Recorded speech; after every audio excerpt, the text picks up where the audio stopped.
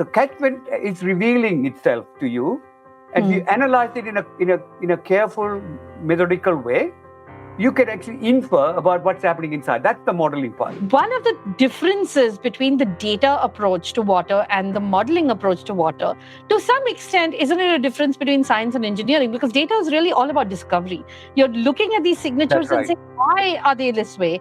What's driving the difference? Which is very different from how do I come up with a unit hydrograph and build sort of a stormwater drain to withstand a 100-year storm, right? If you go down the remote sensing way, then you are basically empowering somebody sitting in the NASA office in Washington, D.C. to dictate terms. Okay, you do this, and I don't want that kind of colonialism.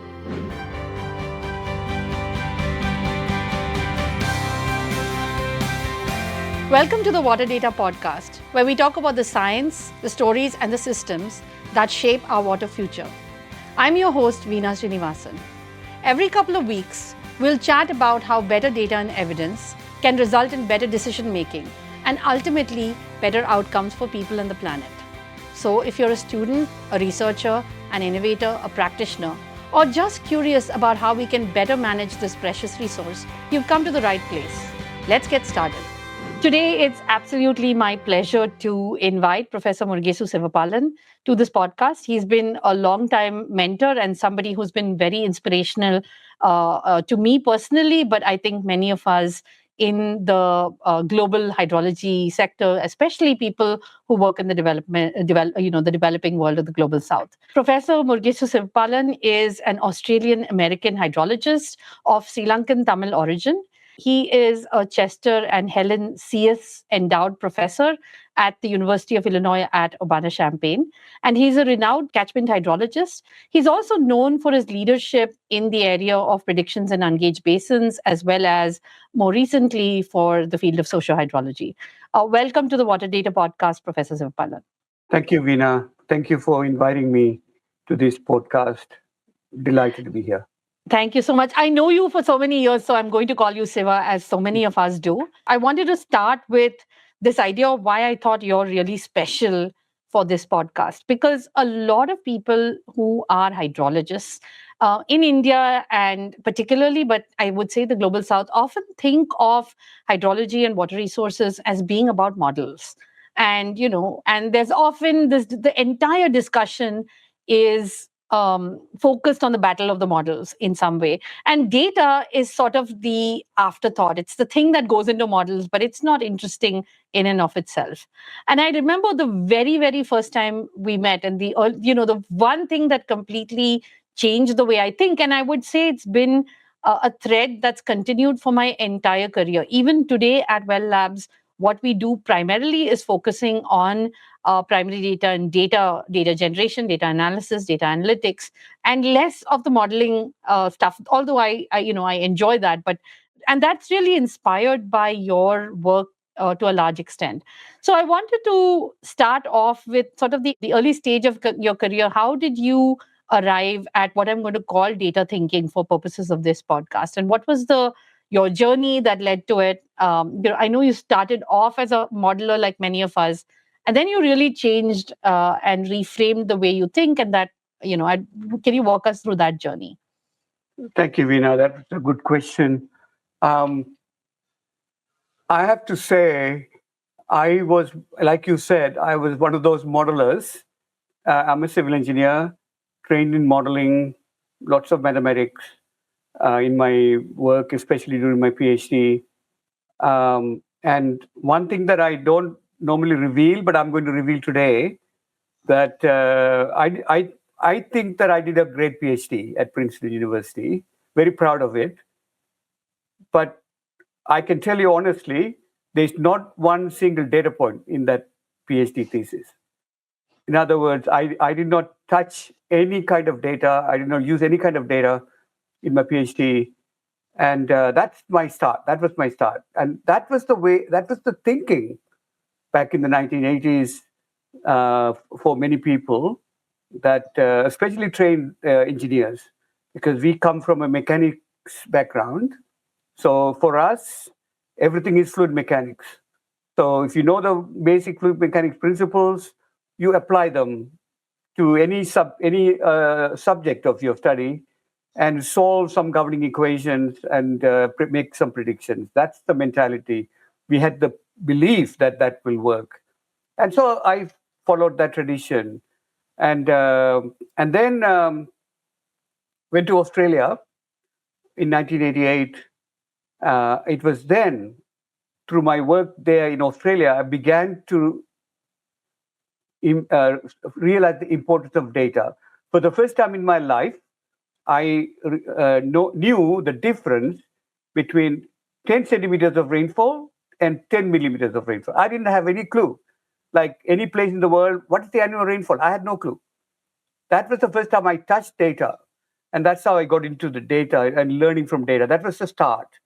But I was still in that mindset. I mean, in fact, in Australia, one of the first things that I did was start to build a model, my own hydrological model. And so it was basically a bottom-up type of model. So I believed in the governing equations and, built up the model. And then the data came in at the end of the modeling process to calibrate the model and validate. So I coined this phrase that I use many times. So even at that point in time, data is what I call grist to the calibration mill. Okay, that's where data comes in. That because we cannot estimate the parameters very well on our own for this physics-based model. So somehow we need to validate the model, and the flow data that you have is the way to sort of you bring some truth, some reality to the model. That's what my first introduction to the use of data, but it was actually a wrong use of data. In other words, data was greased to the calibration mill. That was the way I started. Then a few years down the track, talking about my transformation, I had a visitor from Germany, Professor Hartmut Wittenberg. So he came in and spent 6 months with me. And basically, he went around and collected a few catchments. He analyzed the data. Basically, what he did is analyze what in hydrology we call the recession curves. The flow decrease after every rain stop. Every rain event, rain stops and the flow decreases. And it decreases in a very predictable way, repeatedly, event after event after event.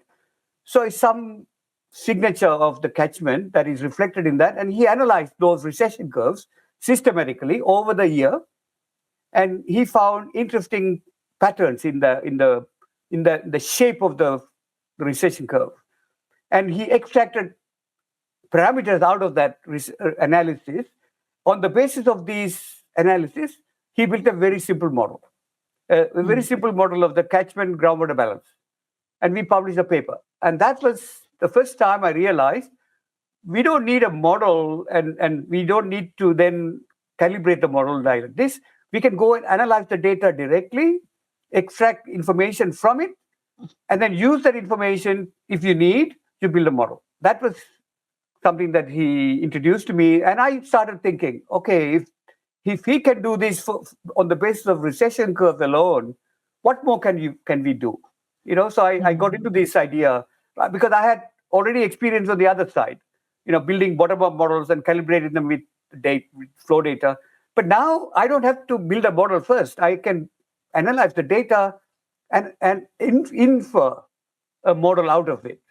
This sounds obvious to now, of course, after 2 decades of, we having seen your work and others. But the idea that it's not physics at the center of the entire, this is not the king, but the data itself is the king, is actually pretty revolutionary. And it's still something I find that even 30 years after you're talking about, you're having written these early papers, I don't think people still getting it, because I see large, vast amounts of data. In India, people will always say, we don't have enough data. Absolutely. But then all the data which is there, even that's not been analyzed for everything that exists. So exactly. Just dramatic. I mean, now if you think 30 years ago, that was revolutionary as an idea. Yeah, it was revolutionary even for me, even very much for me, and because it's actually in my group, it started a revolution. And one more thing that contributed to this and that was I had a new PhD student. His name was Darren Farmer, and I had also a Thai student. But Darren Farmer was the one. He came in, and he was not a hydrologist. He was not an engineer. He was a surveyor, and he wanted to do a PhD in hydrology. And he had no background in fluid mechanics. He had no background in anything. He had a remote sensing background, and he was good with computers. So he arrived when Hartmut Wittenberg was visiting, and he helped Hartmut Wittenberg travel around the country and so on. So I came up with the idea that, okay, building on Hartmut Wittenberg work, Darren should focus on this kind of idea, because he could not do any other thing, because he was not a trained hydrologist. He was almost like a layperson.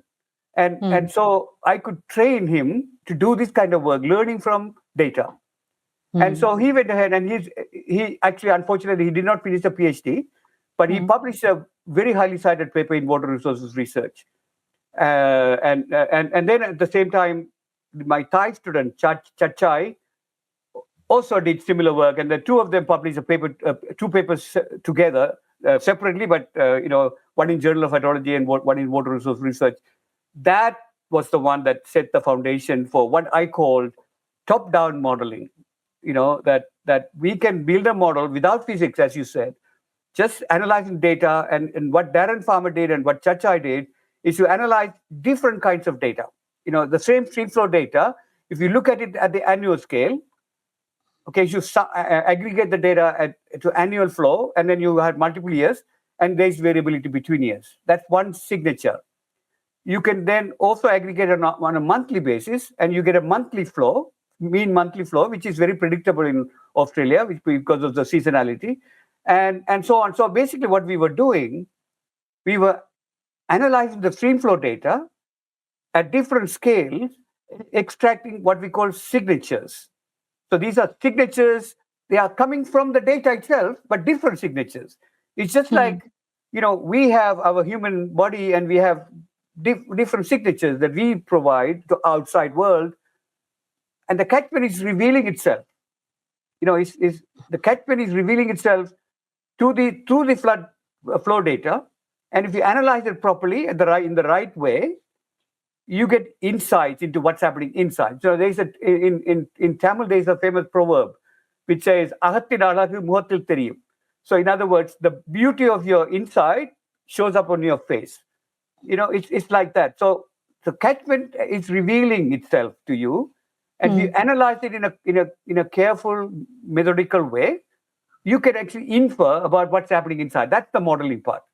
And I remember in one of the, I think it was in the pub book, where it's described as, looking at your heartbeat and your pulse and your kidney function and so on. We came up and with you that. Describe the signatures as this. Yeah, exactly. That's exactly what, when you go to see a doctor, and let's say you have a symptom, okay, you have a fever. A bad doctor, a bad hydrologist will open up the body, and look at what's inside and try to make sense of, the thing. But a good doctor will not do that.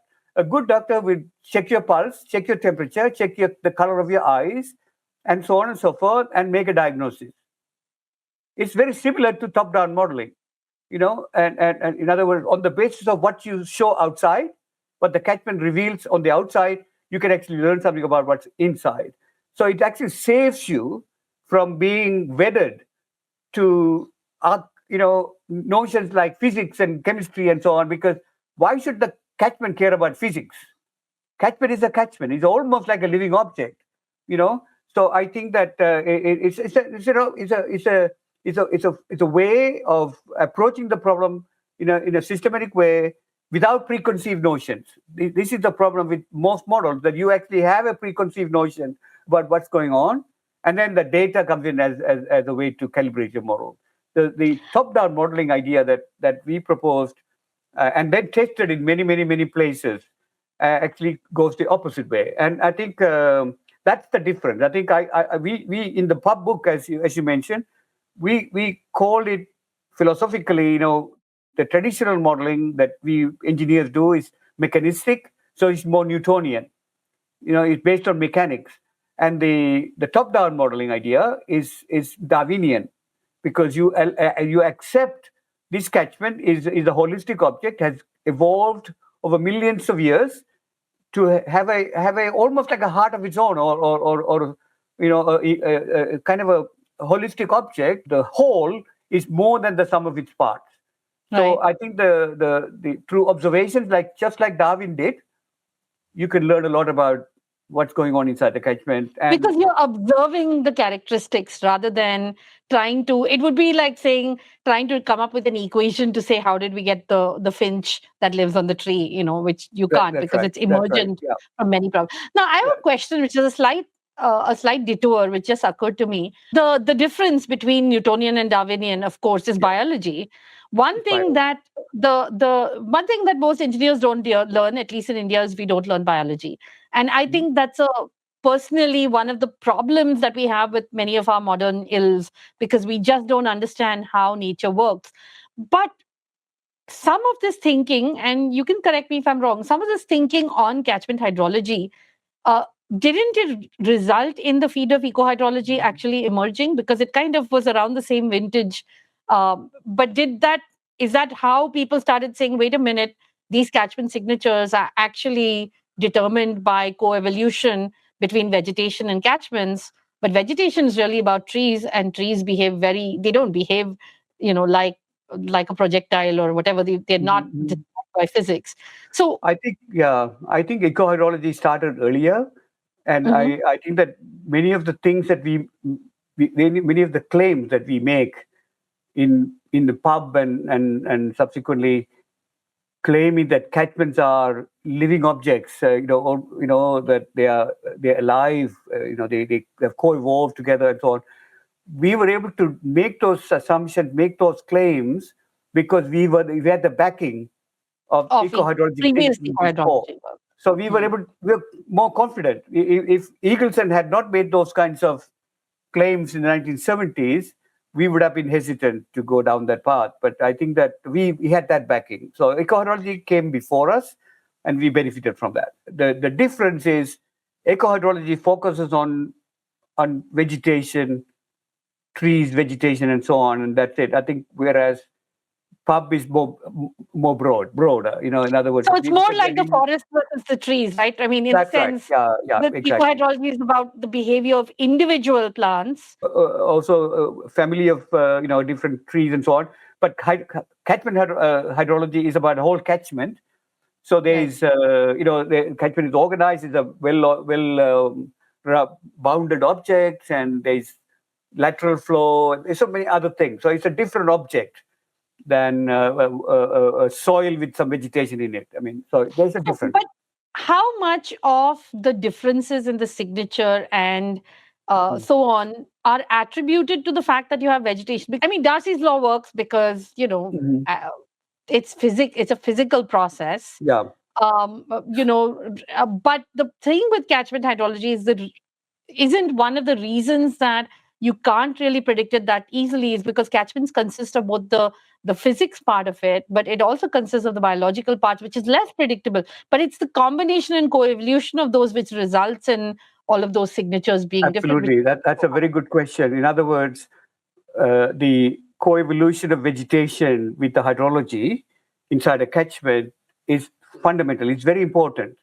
In fact, it contributes to the type of behavior the catchments produce. You go travel around the world from one catchment to another in different climates. The vegetation adapts to the climate in different ways.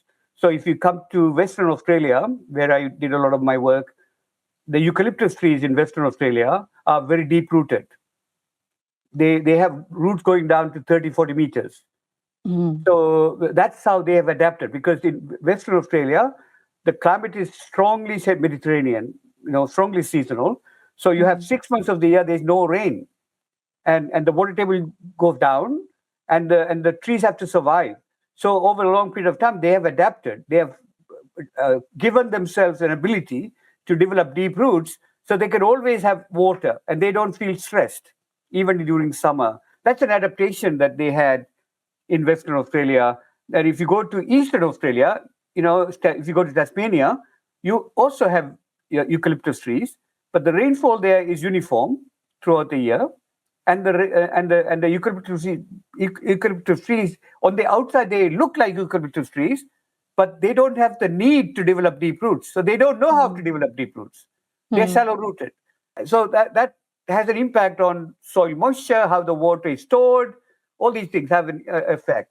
So and therefore a different catchment signature because of just exactly the trees, the exact same species of trees, but behaving in completely different ways. Well, I which wouldn't is say they why are exactly. We have in not Australia, exactly. we have different names.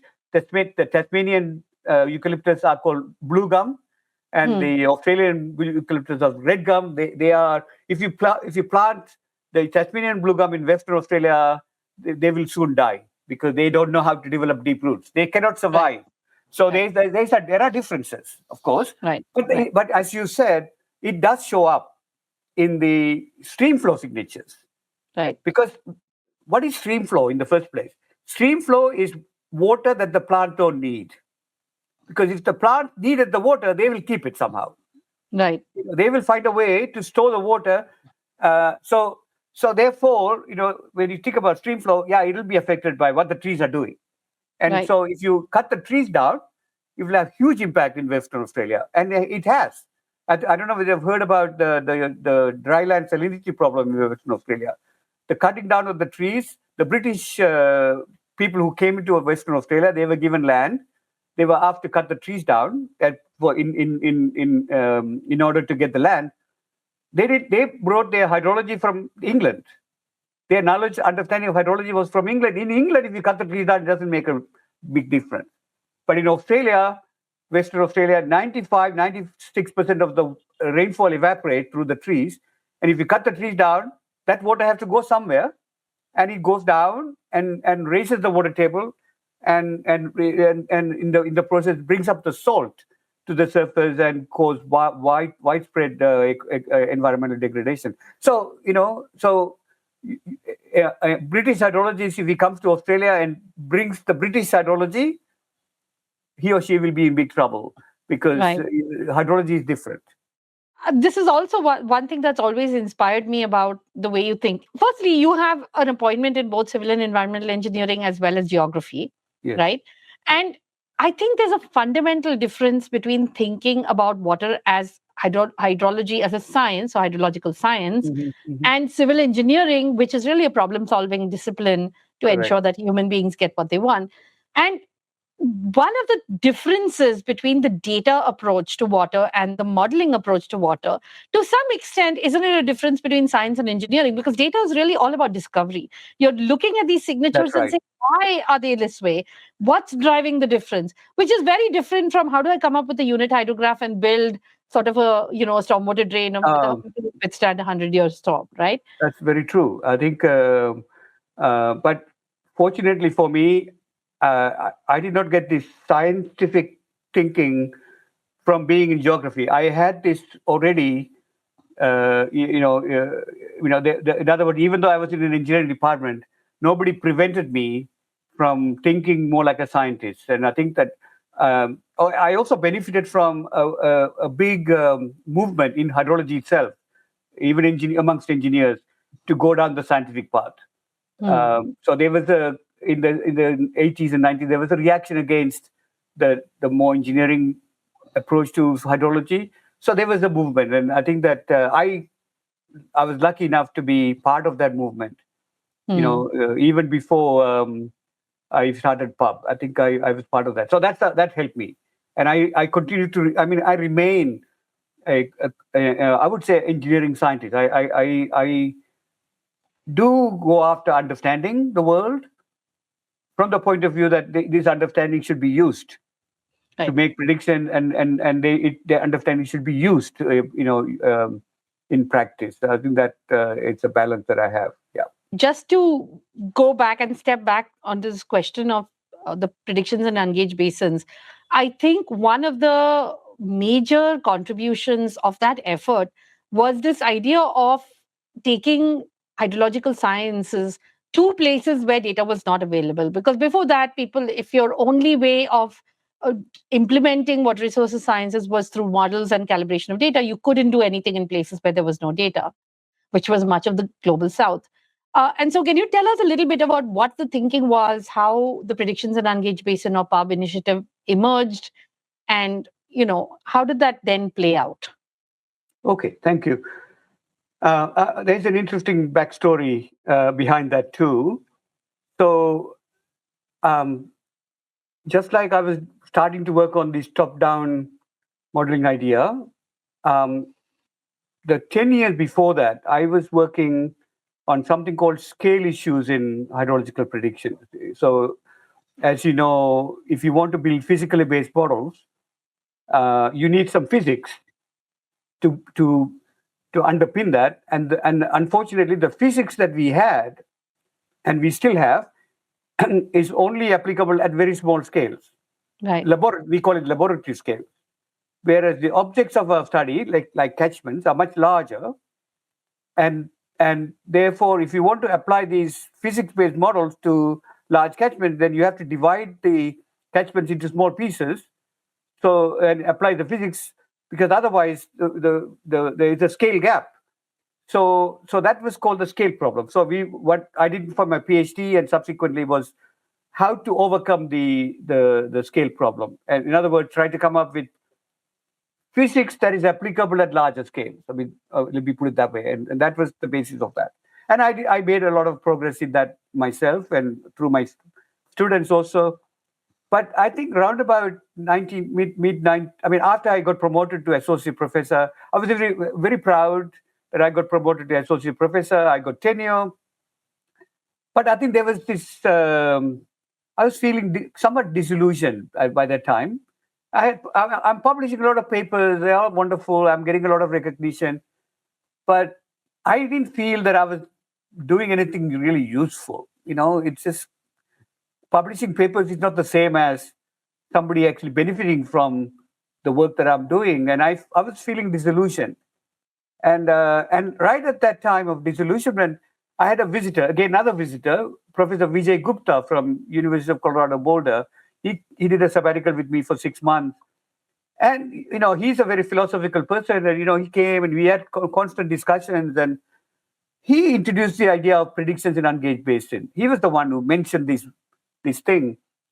And suddenly I realized, this is what I have been looking for. That some motivation to do the work that I'm doing. This is the one that, that I should pursue.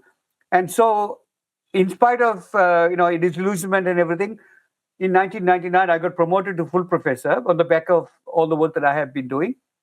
And they asked me to give an inaugural lecture. And I used the inaugural lecture to propound my ideas about predictions in ungauged basin. This was in Western Australia. And so that's how I got into it. In other words, it was used as a motivation. But it had two benefits, doing this. One is, as you mentioned, this is a real problem. Predictions in ungauged basin is a real problem in a lot of places, especially in developing countries. There is no data. So how do you make any kind of predictions? But I actually used another reason, which is that if you go after this difficult problem, it actually helps to enrich theory. In other words, this is the way to build a theory. Because, if you want to make predictions in ungauged basin, then how do you do it? You have to develop improved understanding of what the catchments are doing. So I was focused on the understanding part, that we need to go about doing this in a systematic way, develop genuine hydrological understanding, not the physics that we have been taught in classes, but real physics, real biology about what the catchments are doing. And so it had two ends. I mean, one is the practical aspect, which has been well recognized, but I used the other idea that this is the way to build a theory. And that's how I got into it. And then I had the opportunity to do my sabbatical at the time in Delft. So I was there. I was there for 6 months, and later in Vienna. So the 6 months I was there, they gave me a fellowship, but they didn't ask me to do anything. I was just free. So I used the opportunity to travel around Europe, lots of places. Everywhere I went, I gave the same talk.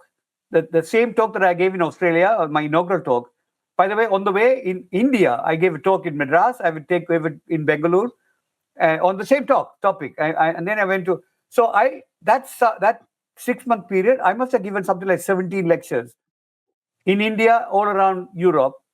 I was becoming almost like a traveling salesman or an evangelist, propounding this idea of predictions in Ungauged Basin and so on and so on.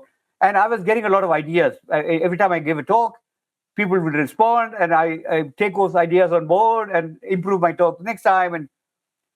And the way and that way it went. And in about May of 2001, the new president of International Association of Hydrological Sciences, IHS, he was a Japanese, Kuni Takeuchi. He had just taken over as a president. He said, I want to start a new initiative, a global initiative, and I'm looking for ideas. What should we work on? How should we bring the hydrological community together, working together on something that will advance hydrology? And so I was just sitting there in my office. I had nothing to do, and I wrote an email, and I gave some ideas. This is what we should be doing, and so on. But I did not mention pub because I did not know this community at all. But somehow a lot of other people did also. But somehow the president liked my email, and he said, "Please, he said, please say something more. What do you mean?" and so on. So the next email, I mentioned predictions in Ungauged Basin and how we should do it and so on. And that was it. That basically started the whole thing. Everybody suddenly, people were talking about all over other things, but suddenly when they heard this and my arguments for it, they said, that's the one. That's it. And that's how that was, I agreed on. And then, because I was the one who started the conversation, they asked me to lead it.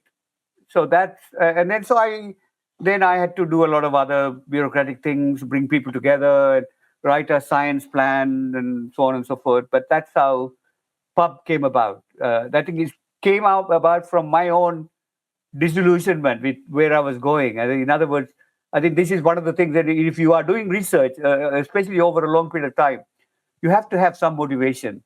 If you have no motivation and the only motivation is publishing papers, eventually you lose steam.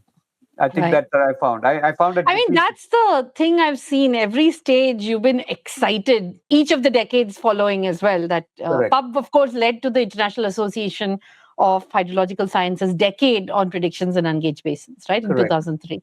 The other departure that you took with pub was the way most researchers do it, is to say, I'm going to go and do this myself.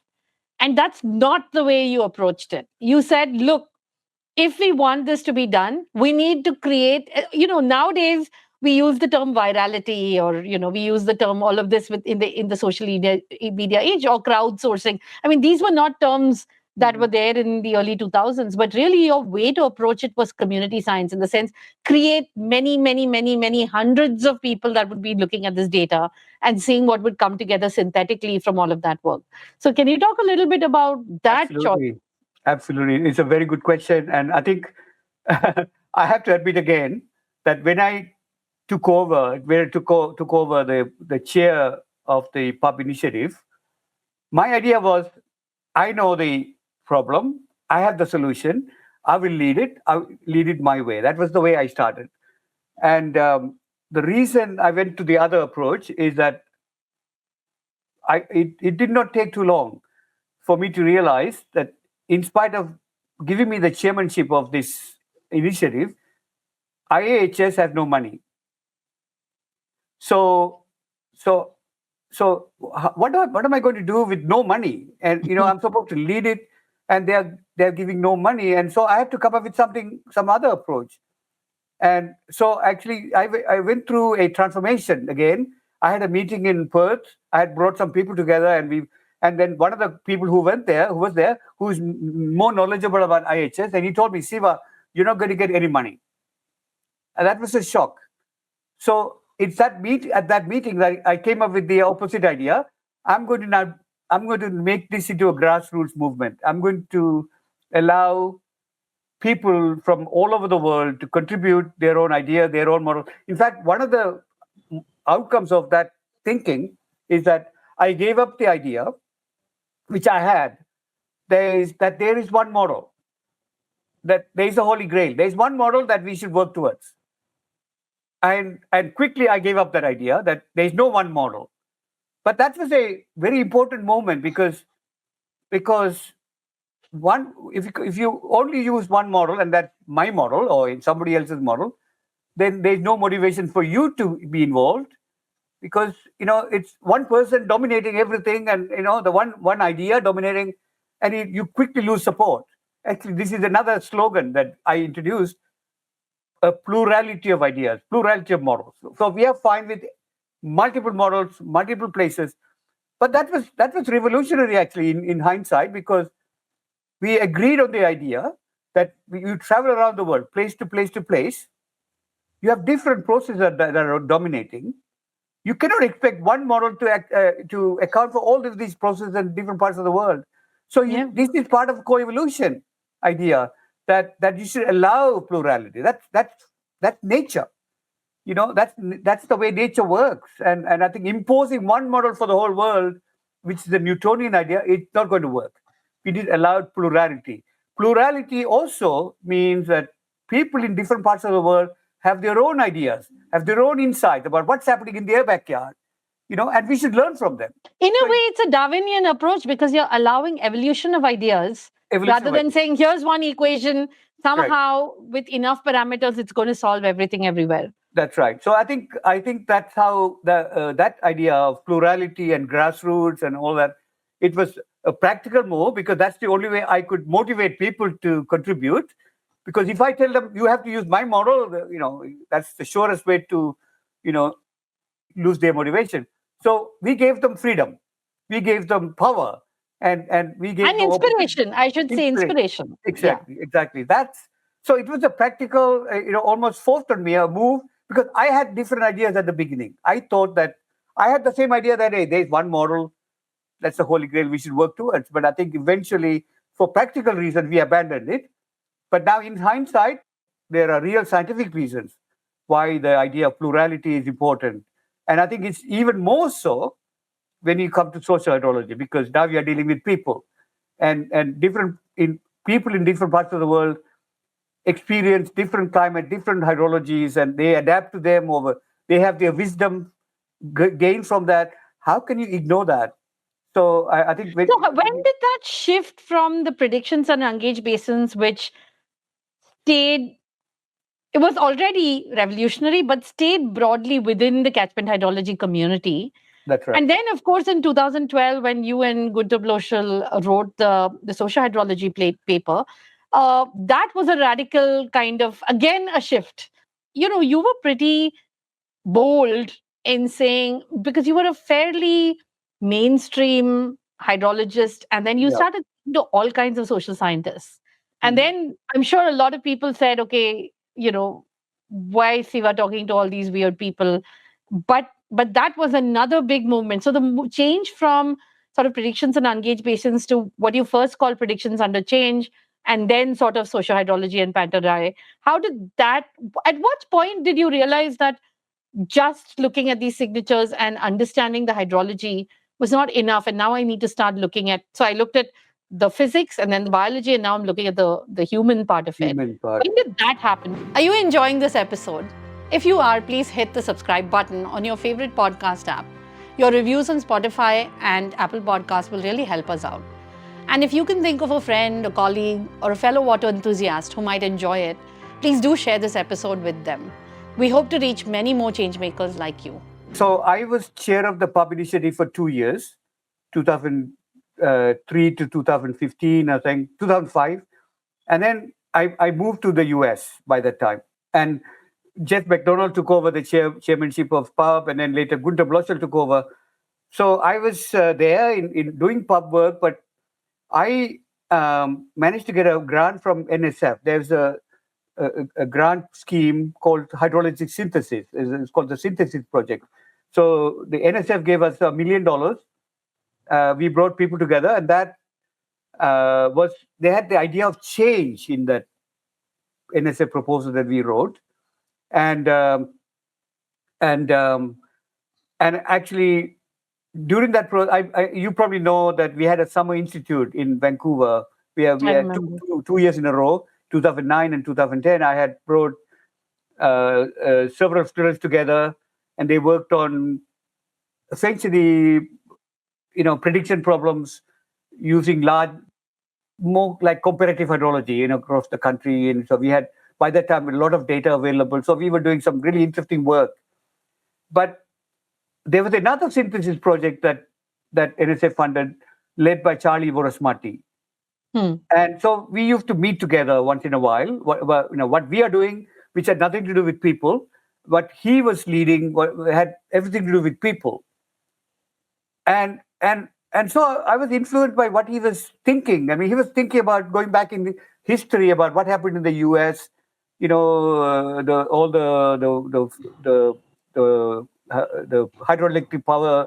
hydroelectric schemes that the humans built and how they changed the flows, all that kind of stuff. So he was more like a historical, taking a look at what happened, what changes happened in the U.S. So I was kind of influenced by that also partly. But I was thinking about where hydrology should be going after pub. So inspired by what Charlie was doing, I actually started a telephone conversation with a bunch of people in 2010. You had Thorsten Wagner, you had Nandita Basu, Suresh Rao, Praveen Kumar. We met once a week, discussing where should we going, talking about people and change.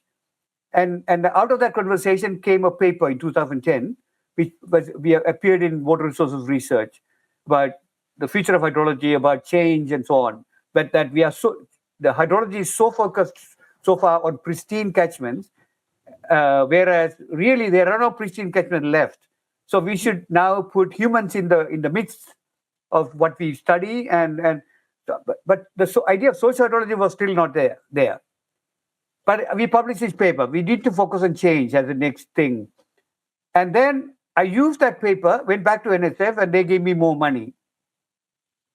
And using that money over a 1-year period, we had many workshops across. We had one in Montana, we had one in North Carolina, and one in Champaign. Something like 40, 50 people came together, frequently. And then we were discussing about where we should be going to deal with change and humans and so on. And we wrote a white paper in 2011. And it was in that white paper, finally, when we finalized that paper, we mentioned the word socio-hydrology. That, in other words, it came through quite a lot of conversations and so on, that eventually we need to launch a field called socio-hydrology. And that's how socio-hydrology came along. And then we did not do anything about it, for another year. And I did my sabbatical in Australia in 2011. I got introduced to the Murrumbidgee problem. I was inspired by what was happening there, and then I came back and I can't remember the exact dates, but 2011, Günter Bloschel, Hubert Savinet, Thorsten, they were all here in Champaign working on the pub book. We were working on the pub book to finalize the book. We were working very hard, and one weekend, one Sunday, we said, we take a break and we'll write this paper. We just wrote this paper in one day, and we submitted it. So we had not done any work up until time, but I think we came up with the idea. So you branded it in what we call branding, right? We actually branded it. We had because otherwise different people might do different things with it, and it might get dissipated. So we and it was very valuable. I mean, I had done a lot of what's called now bidirectional feedback work, right? That you understand how humans affect. But without the name, the problem is that people can't understand why you're doing is different from what the Harvard water program had done in the 1960s on large scale optimization and so on. That's right. The fact that socio-hydrology had its own name allowed the set of ideas that encompassed it, which is co-evolution, bidirectional feedbacks, looking at signatures and data and how humans kind of alter. There was no way to house that and distinguish it from other streams of also valid work, but very different from the water resources management work, which... I think that's how it started. But I think I take the criticism that we started this field without any background in it, without doing any work before it. But I think that, like you said, we were just branding it and creating space for us to move forward. I think that, but very quickly the field grew. So I mean, so there was. I think, I know that criticism has existed where other people have said, well, we've been thinking about these things. But the I think it was really important at that point for the legitimacy to be conferred by somebody like you, who was a very card carrying hydrologist, because Right. there were people like me who might have come, who were there, but waiting in the wings. But then and even now, people would say that's not legitimate. You're not a legitimate hydrologist. Yeah. And so the fact that it came from you and Gunter was actually very important. It doesn't matter the fact that there were other people. It would not have received the attention and seriousness of work if it hadn't come and been branded in that way, in Yeah, my I think opinion. the fact that we were senior enough and to take the risk, and I think the other thing that helped was that we were senior enough, and we also had the ability to bring people together. So I think the moment we started it, people trusted us. I mean, because we had a history, we had a track record of working with people and helping them, and so a lot of young people around the world came together and helped us move it forward. So I'm very proud to say that I have now published close to 50 papers in socio-hydrology. I did not have a single project funded, no funding.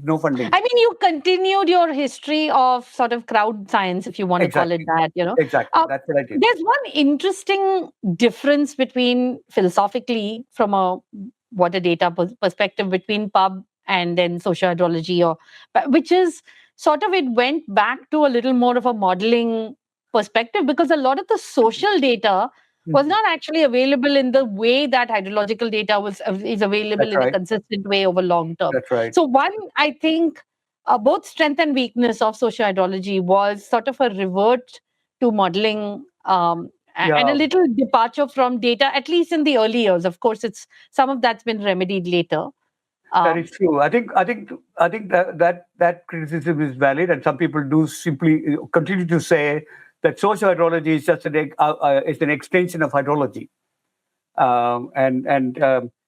in fact, I wouldn't have minded that kind of criticism, because what we were trying to do was to broaden hydrology. That was the motivation. We wanted people in hydrology, and I think that's what we were doing. That was the motivation.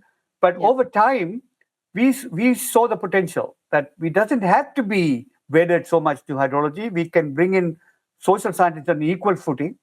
So I think it explains why initially we continued the hydrological way, which is modeling, and showed that this could work. But I think in recent times, I think it has broadened, and social hydrology is no longer completely dominated by modeling. I think there is now a lot more work done by social scientists who are analyzing, presenting stories and analyzing data, and without modeling and extracting patterns and all these things. So things have improved subsequently, and I think we are allowing it. I mean, in other words, we are not controlling it. Right. We are not saying we're not telling somebody who does something, this is not social hydrology, you should not be doing it. We just give it a free hand and let the field go wherever it needs to go. I think we have an open mind. So I think that also has helped. So yeah, I'm very proud. I'm very happy about where social hydrology is going. It's really, at least many people's mind, create a lot of excitement, because there are things to learn. Really, really interesting things are happening. Right. Bringing the human element there. Really interesting, because normal hydrology is kind of old-fashioned, boring, and so on. But when you bring the people in, and the kind of complexity that they introduce, and the interesting phenomena that they produce, very, very interesting. All these paradoxes and all these things. So it actually brings a lot of excitement. And now we are trying to learn from the paradoxes and the unintended consequences, see whether we can manage better. So they are moving in that direction now. More and more people, they are taking hydrology into the management realm as well.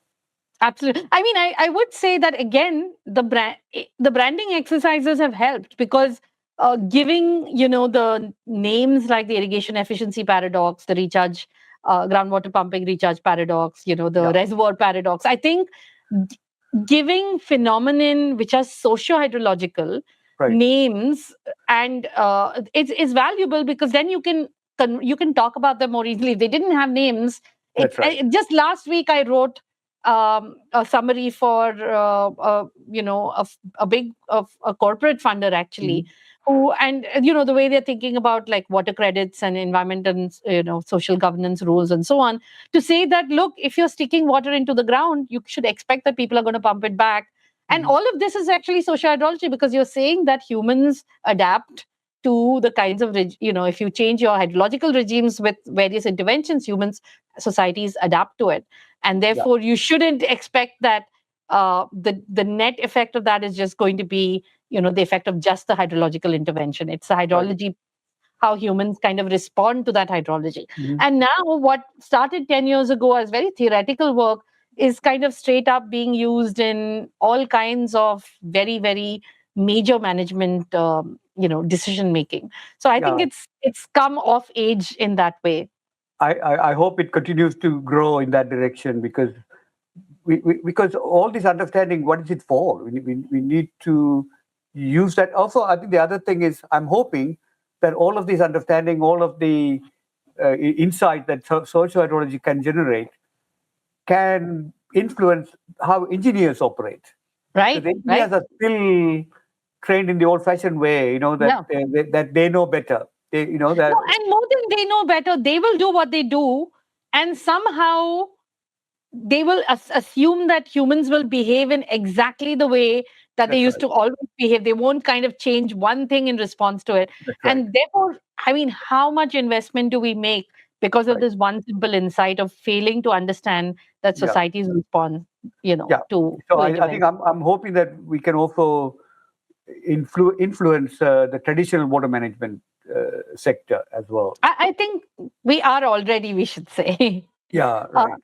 I want to step back to something you said a Mhm. little earlier on this issue of data, because just to go back to both your crowdfunding approach, Mhm. both under the predictions and ungauged basins and later social hydrology, there's an important element to this. So, I saw an analogy the other day of somebody who said that there were sort of two groups. It's a randomized experiment where they gave two groups Mhm. uh, the the uh, the experiment of, or the task of making something. I forget what it was, a paper boat or something that they were do- and one group was told to come up with the perfect paper boat, and the Mhm. other was told to come up with like hundreds of paper boats. Don't worry about them, just keep doing them.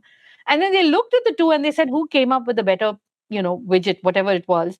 It was the group that had done hundreds of it, right? Mhm. And not the group that had come up with because those guys spent all the time kind of, writing out the equations and so on and so forth, but they were wedded to one approach. While That's the right. group which experimented actually came up with the better model at the end of it. Yeah. It. Now, this is very fundamental in the way we think about data in a country like India, because there is a tendency to say that data should be only available to experts Right. because they know best. Mhm. But I think the thing that you have shown in your career over and over and over again is when you take data and give it to 1,000 people, Mhm.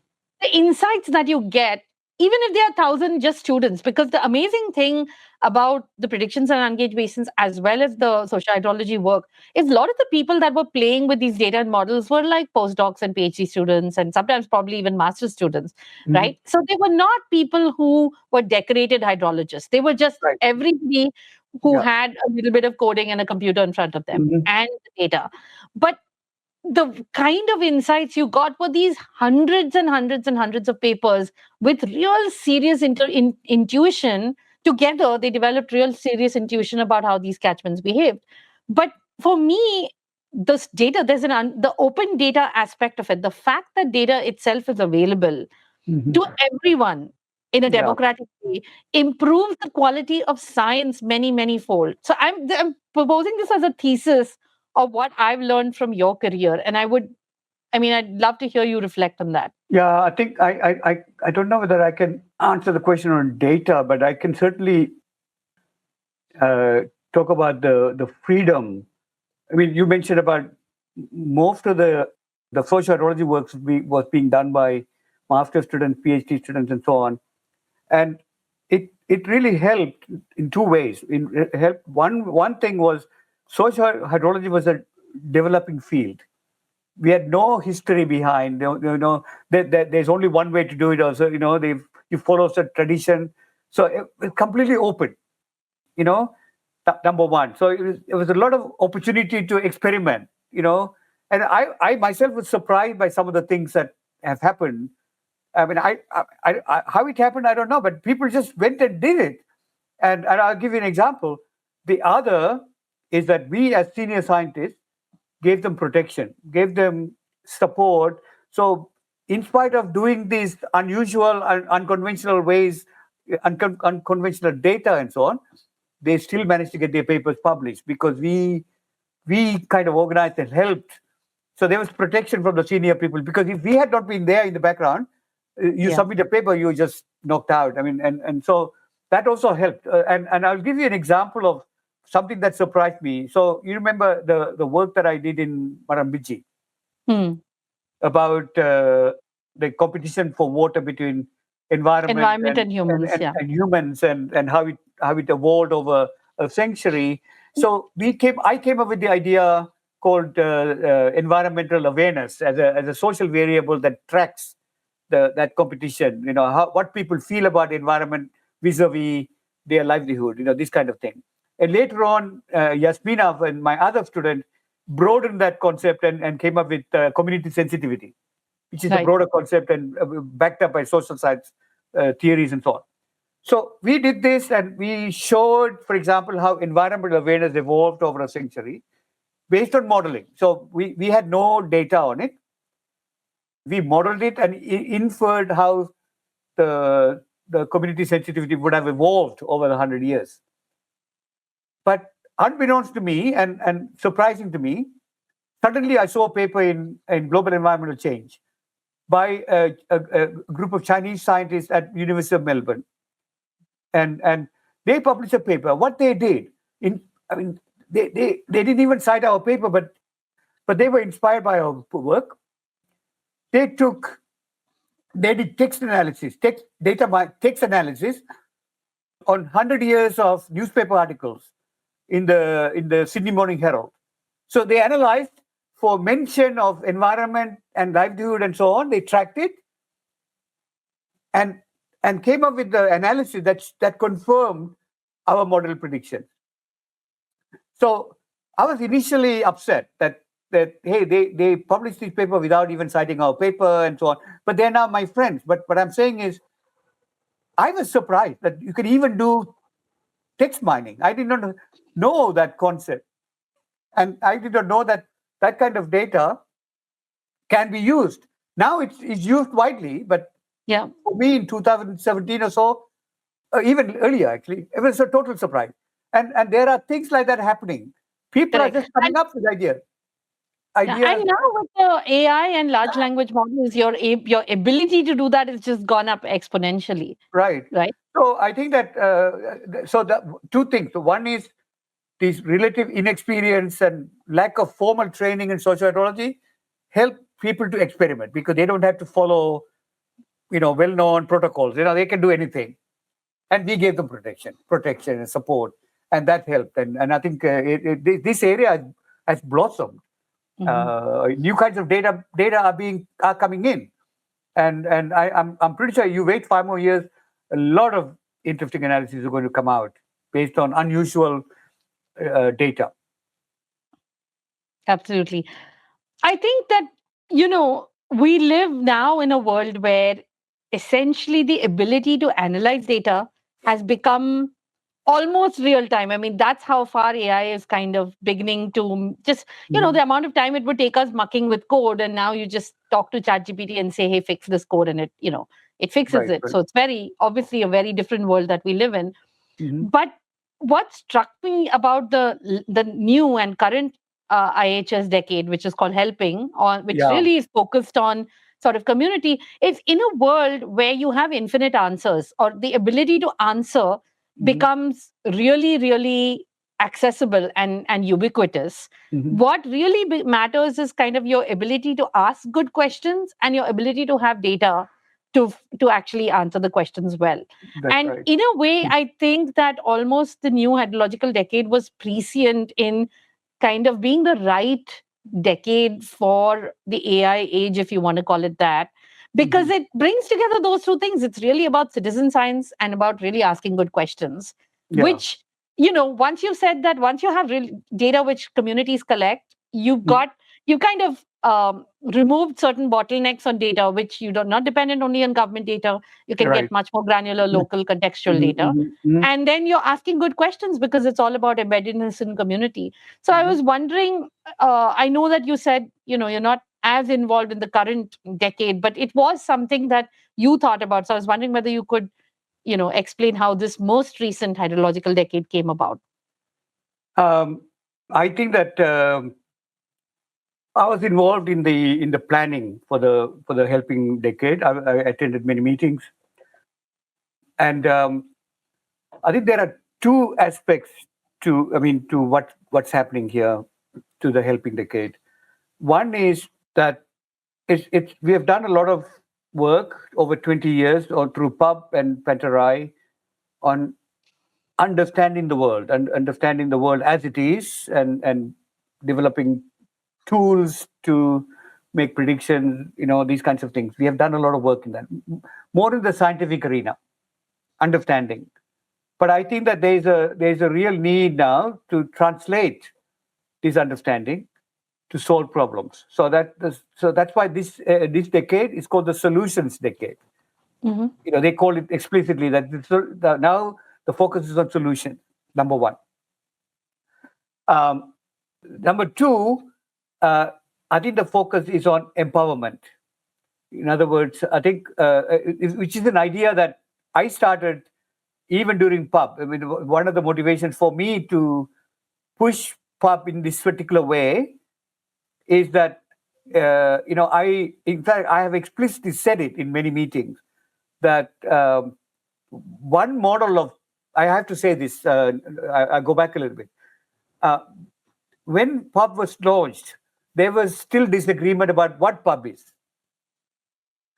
Everybody understands the title, but there are two camps.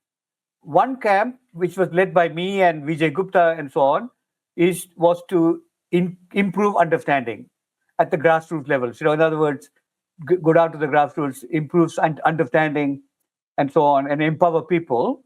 And the other camp, was focused on remote sensing. In other words, what is there to understand now? We have done everything that we need to do to understand.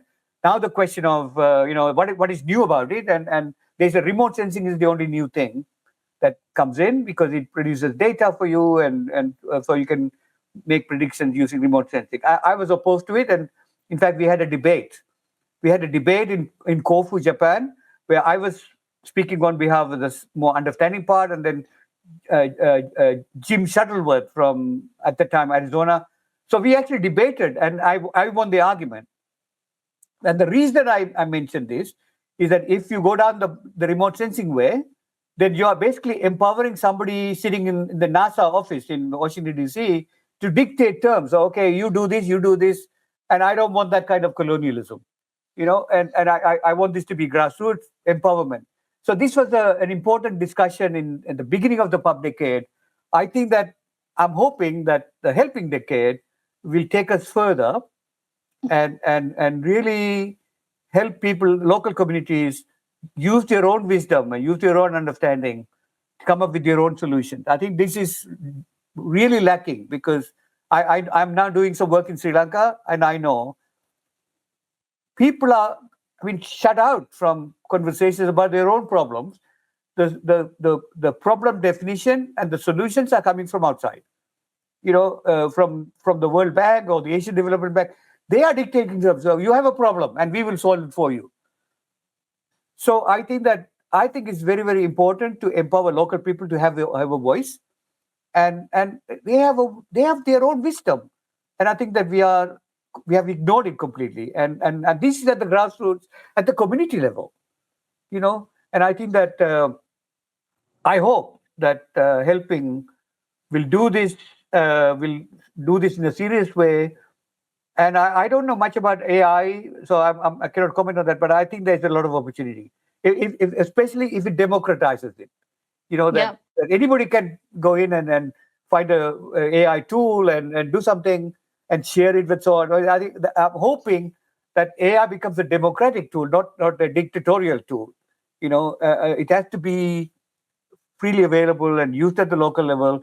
And I think that, and the other aspect is hydrologists as a community should help out. That we should share our understanding and ideas and help people out. I mean, those are the key ideas that I take from helping.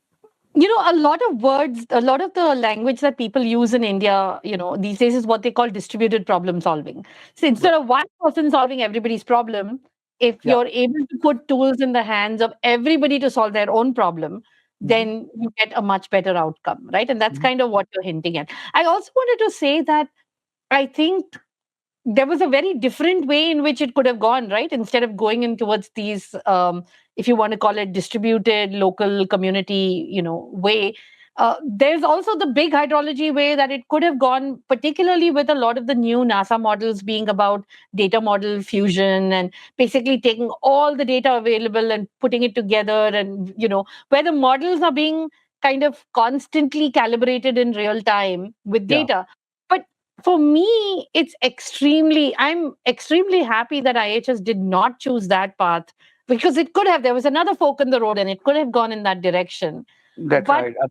I think that I'm finding that what is happening with a lot of this sort of infinite data and infinite computing power Mhm. is that the intuition is lost. So if the data is rubbish or the model is rubbish, it's just going to just power its way through. And imagine if you then said, no, I have this perfect model which has got all the available satellite data, and it's got constantly updating the parameters, and it's got this model.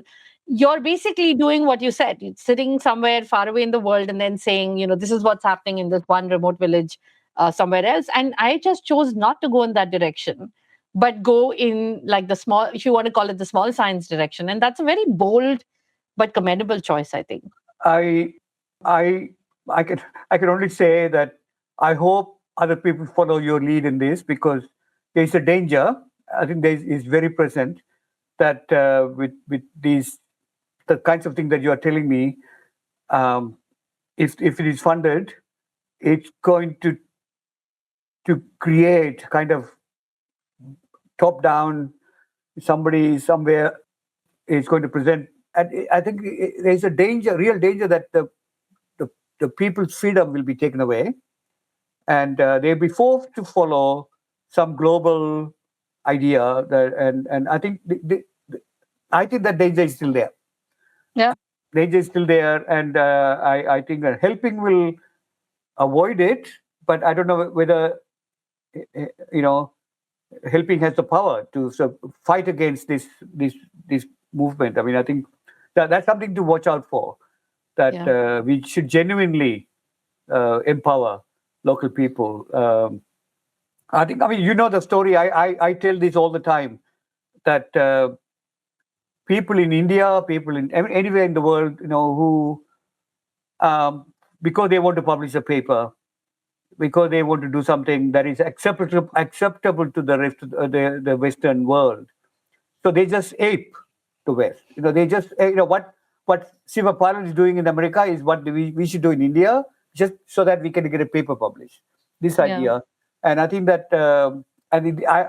I've tried to tell people not to go down this path, but uh, if you are in an academic environment where you have to publish papers, so what's the easiest way to Quick publish a win. few papers? Yeah, instead of going through the scientific process and doing your own work, which is useful to Yeah. your own place and so on. So I think that there are global forces that are acting against this interest. So it's something to watch out for. Well, I would say that at least Well Labs is, we don't follow any global bandwagons. I think we just do what we think we have to do, I and think we we should. can. I think that's what I said. I think I hope that you show the way that it can be done, because I think most people don't have that confidence. Yeah, I mean, yeah. if I go back to Sri Lanka now, and I would like to foster, I visit my hometown village, my village. There are lots of things that we can do. Just study something and publish something, but it's not sexy enough for them, because Mm. my village's water problems are not sexy enough. So they have to claim that there's climate change happening, and they have to do some kind of silly analysis. Downscaling of climate models.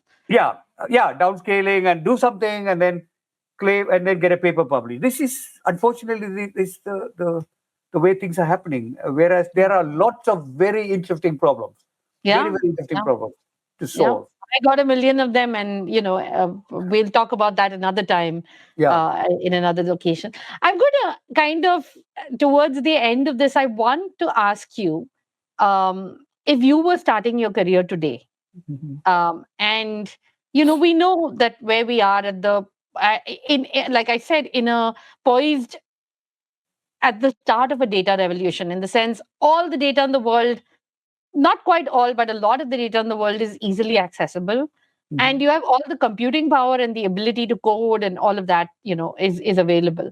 What would you do if you were a young researcher with your who doesn't have to follow the bandwagon? They have kind of the Sivapalan mindset to forge their own path, and courage and confidence to do that. What would you advise them to do? What's kind of the most exciting thing that excites you? Um, of course, I already admitted to you that I learned some of these things in a hard way. In other words, it's not like I knew the right way to do things when I started my career. I had to learn along the way, the right way. And so I think that um, talking about data, I always use this quote from Seneca, that one of the first things is uh, know where you're going. In other words, like Seneca said, if you don't know to which port you're sailing to, no amount of wind can help you. Okay, so I think that data is data, and I think that anything that you want to do in your life, number one, has to be underpinned by um, you know some serious question. What is the question? I always ask myself. I ask PhD students. They bombard me with lots of results from their work, and ask them a simple question, which is, "What is your question?" And they flabbergasted. They cannot answer. So they have the ability to do a lot of things with the data. They can model, they can analyze, they can do sensitivity analysis, all these things. When I ask them, "Why are you doing it? What's the question?" they cannot answer. So I think that an important discipline, whatever you're doing, is, think about some basic question that you are trying to answer. I think you should not get into research without some some question. I mean, it's not easy to come up with questions. I have to say, it's the most difficult thing, because you are working with an advisor who's telling you to do certain things, and then you have to figure out yourself what am I doing here. But I think it's something that has to develop over time. You have to have a question. Number one. The other thing is, I think you mentioned AI, but over my career, there have been lots and lots of what I call methods came along. You know, I went through all of them, and every time I went through some kind of a revolution in methods, you know, you kind of confuse, or you get the feeling that this is hydrology. In other words, this new You method that has confuse the come. method for the science. Yeah, you confuse the method for the science, and you sort of go down the method path, only to be disillusioned very quickly, because you're not going anywhere with the method. And this has Mm. happened many times over the last 50 years. So I think my strong advice is, go after a problem or go after a science question. Don't be don't be fooled by a method. Methods come and go. You need methods. You can change the methods along the way, but don't completely become a slave to the method. Okay, so I think have a question, and ideally have a what I call a problem solving mindset. That you are doing this research to ultimately solve a problem. And I think that even there, that problem ideally could be something that impacts society. That would be even better. So I think that so when it comes to data is data. Is what you do with the data that matters. You analyze it, you extract patterns from it, and test some hypotheses about what may be happening, and develop understanding. So this is really the scientific method. This is what science is about. Okay, don't ever give up on the science. That if you follow this approach, you will never be disappointed. But if you follow any other pathway, like go after the method, AI is a flavor of the month now, but who knows? In a few years' time, it'll be normal. It's just like another one. So so it's mainstream at that point, right? Yeah, by the time it will be mainstream, it's not a big deal. So I think that's the other thing that I want to emphasize, because I think I've seen it firsthand. And people go after methods and don't think about questions.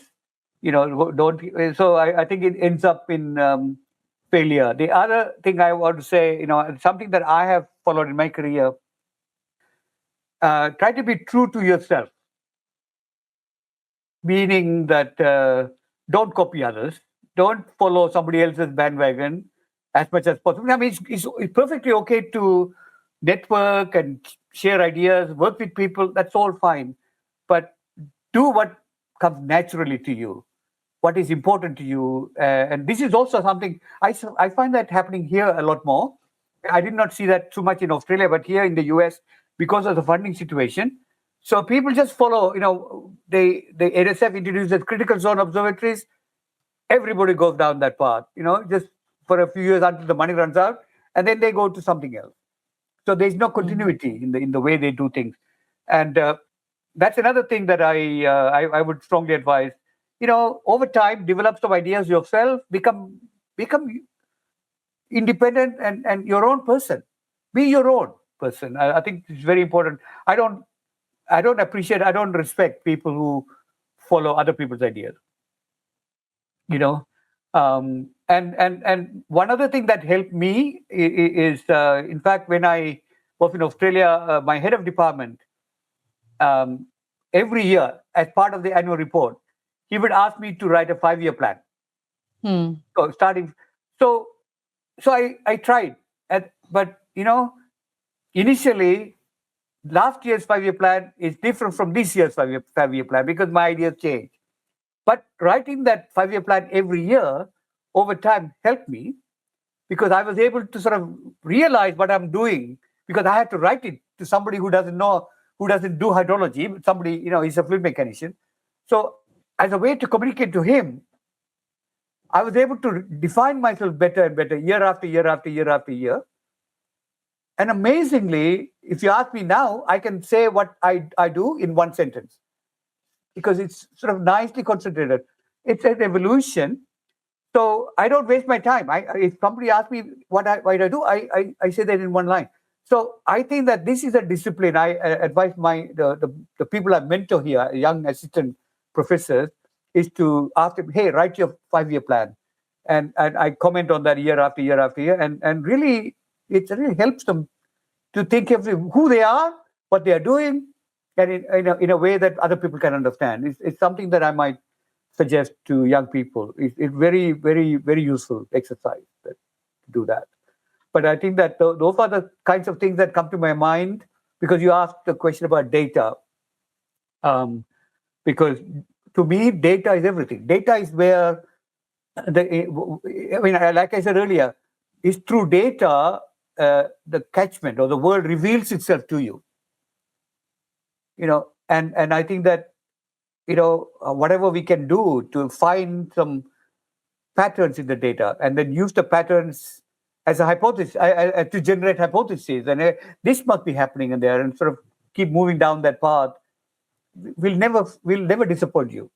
And I think I think that childlike curiosity for just playing with this stuff is really something infectious that you demonstrate. I think that is the way I would pose it, because if you follow these kinds of guidelines, I think you will do really well.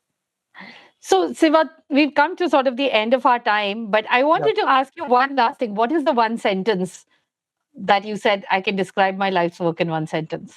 I think it's hydrologic predictions. It's really about predicting the hydrologic response of catchments, but based on three things. One is extrapolating across scales. So from small to large, that's one thread. Extrapolating across places and extrapolating across time. So you do work three different directions. If you all of them together contributes to an understanding of the world, the way it works, and it gives you the tools to make predictions. I mean, this is essentially how I summarize my work: extrapolating across scales, places, and time. Yeah. Fantastic. Thank you so much, Siva. That was just an incredible conversation. I'm very grateful that you agreed to come. And I hope that this conversation will be inspiring to many, many of young water scientists in India and beyond. But truly, it's been an exceptional honor for me and privilege for me to know you and be mentored by you. But thank you again for coming to this show. Thank you, Veena. Thank you for that opportunity to sort of reflect on my own career. I haven't done this in a formal way, so this was a great opportunity. I hope that some young scientist somewhere will benefit from this conversation. Thank you very much. That's it for this episode of the Water Data Podcast. Thank you for listening till the end. If you enjoyed this conversation, please subscribe to the Well Labs YouTube channel and share this episode with your friends and colleagues. You can find the Water Data Podcast on all major podcast platforms. Until then, stay curious and stay connected. Thank you.